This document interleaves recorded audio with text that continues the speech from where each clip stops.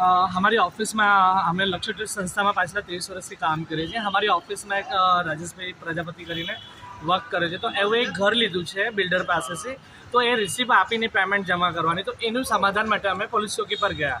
તો અમે ઉતાવળમાં 3 જણા નીકળ્યા, કારણ કે એ લોકોએ કંઈ લોકલ લોકોને બોલાવી લીધા હતા, લોકલ ગુંડાઓને 8-10 લોકોને। તો પેલા ભાઈ એકલા હતા ને, તો એ ગભરાઈ ગયા।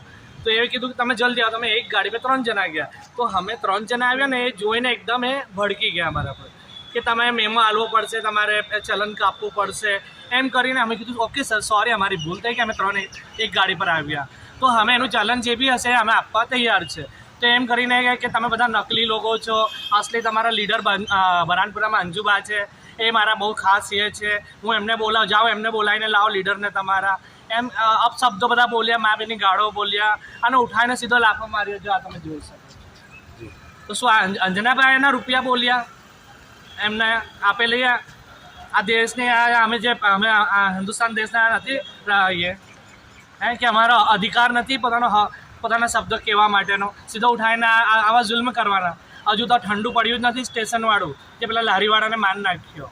શું અમારે બી એવી રીતના માન નાખવા છે એક પછી એક બધાને?